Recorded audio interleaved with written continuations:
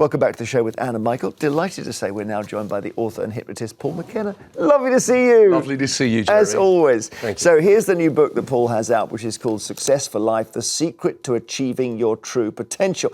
And it's a bit different from your previous ones. Yes, a lot of my books are to deal with remedial problems, losing weight, quitting smoking, sleeping better. This is an aspirational book, and so it's aimed at anyone and everyone who wants to have a better life.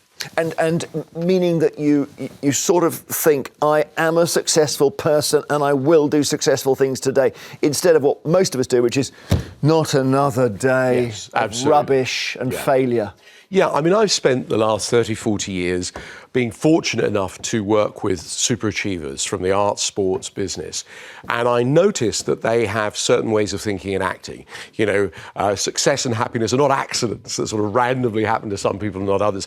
They're created by certain strategies, ways of thinking, etc. Wow. And I distilled them into, 7 chapters. You could read this in 2 or 3 hours, and there is not a chance, if you follow the instructions, that by the end of that you won't have greater self-belief, clarity, determination. Okay. Now, I know that it comes with an audible text. Yeah. I must admit, I read now always by listening. Yeah. I do it on my bicycle. Yeah. I'm worried that you might send me into a trance while I'm cycling. Is that what's going to happen? No, there's the book I read to you like I'm speaking to you now. Okay. But there is a trance that comes with it, a half-hour trance, which involves deep relaxation, which you should not listen to whilst driving or operating. Okay, all right. So we do have, I think, a little moment when Paul hypnotised Richard Hammond on Top Gear, and Richard, forgot how to drive as a result. So if you're watching at home, don't worry, you won't be hypnotised by watching this. When you wake up, you will be completely unable to remember how to drive a car. It will be confusing to you.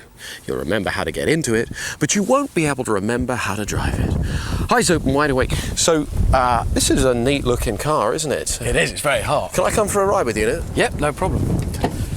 Right. Okay, have you heard about this thing? Yes. Astonishing engine on it. It's got 370 brake horsepower. Right, Shall we get going then? Yep. And he just stops and he can't do it. No, he pushes every single button he can. And This blows my mind. Yes. I've never been hypnotised. I've seen it once or twice. I know it's real. It blows my mind.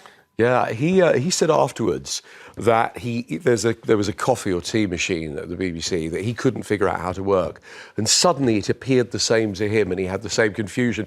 But there he was turning on the indicators and everything. Jeremy Clarkson was crying with laughter at the other side of the camera, and it's one of those clips where, because it's been shown all over the world, that people come up to me, even in America, they go, "Hey, you're the guy who hypnotised that guy on Top Gear, right?"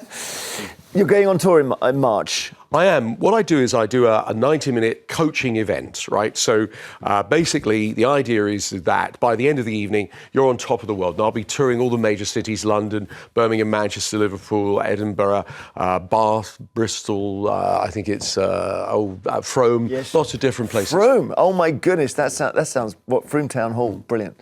Well, listen, we've got a chair here, and apparently you can do a technique from the book. Yeah. To me. Absolutely, yeah. All right. I've never been hypnotised. We're not doing hypnosis, are we? We're not doing hypnosis. One day you must hypnotise me, because I have never been hypnotised before, and I don't know, I think I haven't got the brain for it. Well, I think you probably have. What we're going to do, Jeremy, is we're going to do a simple visualisation process, sort of thing that athletes do before they compete in an event, to put them in a peak state of performance. So first thing to do is just close your eyes for a moment. And I'd like you to imagine a great big cinema screen in front of you, massive cinema screen. And on that screen, I'd like you to watch a movie of a you that's at your true potential or close to it. Look at your posture. Okay. Yeah, look at your posture. Running. Look at the expression on your face.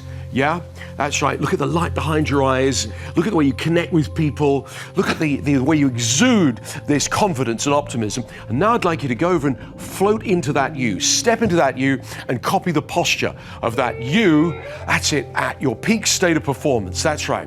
See what you see, hear what you hear in your internal dialogue, and feel how good you feel. Now notice where you have the best feeling in your body. Is it in your chest or your head? And give it a color, any color you like, and move that color up through your neck into your head, down through your shoulders into your arms and hands and fingers. Imagine moving that colour into your chest, all the way down to the tips of your toes, and double the brightness, and double it again, and double it again, until you're glowing with this great feeling. Now imagine taking that feeling with you into the rest of the day, taking it into your home life, your work life, dealing with challenging situations. Imagine having it next week, next month, next year, and feeling this great. And then when you're ready, open your eyes, come on back out. How do you feel? Well, I've got, for some reason I had the colour pink that went everywhere. And I do feel quite pink, actually. I mean, I feel like I could...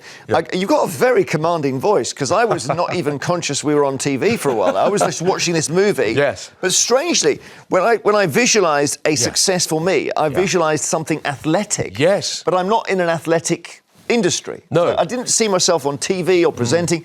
I just saw myself doing something sporty. Is that normal? Well, do you know, it's what it represents to you. Yeah. So for you, success is, achievement is connected with activity. I mean, for other people, it might be something different. Main thing is, how do you feel? I do feel quite exhilarated. Yeah. Because I feel also you gave me a lovely attention there. I thought, your voice is amazing. I've got to, now I'm starting to think hypnosis could happen, actually. OK, Paul, thank you. Thank you. That is in the end, and that's the sort of thing we should be telling ourselves, right? Yeah, absolutely. Do you do that, Anne, in the morning? You get up and you say, I am the best version of me. Certainly not. What a load of. Of course I wouldn't do that. But you're very successful. You've not just as a politician, but you have successfully connected. I haven't done it by sort of running about saying, I'm the best. I mean, just not. No. Oh, you get up and you get on with it. Yes, but you just maybe get on with it. Maybe you don't need Paul, but some people do. That's the thing. Maybe you're not crying out for that Paul treatment, but there are lots of us who do deal with a lot of complexes, Michael, right? Yeah, I mean, I don't do I don't do the affirmations in the morning, but I know people that I know and respect who do. I do think it's one. If you need to do it, then fair play. Also, apparently, hypnosis is very good for depression and the like. Yes, it is. In fact, we've made some major breakthroughs with hypnosis and with what's called psychosensory therapies with depression. These are where you tap on various parts of your body, you touch the side of your arms, and these things are deceptively simple. But in the new research, we've had really great results with depression. It's one of the most amazing things that this thing of, I think it's called EMDR, where you go activate on the right and on the left. Yeah. Can release trauma for people in an incredible way, and we're really not sure how. Anyway, all right, gosh, we're going deep, aren't we? As we always do with you, Paul. So there we are, Successful Life out now, and Paul's tour starts in March. And it really does include Frome, does it? I bet Frome is beautiful. I've never been. I'm looking forward to it. Somerset, It's a great opportunity to travel the country and meet people. Fantastic.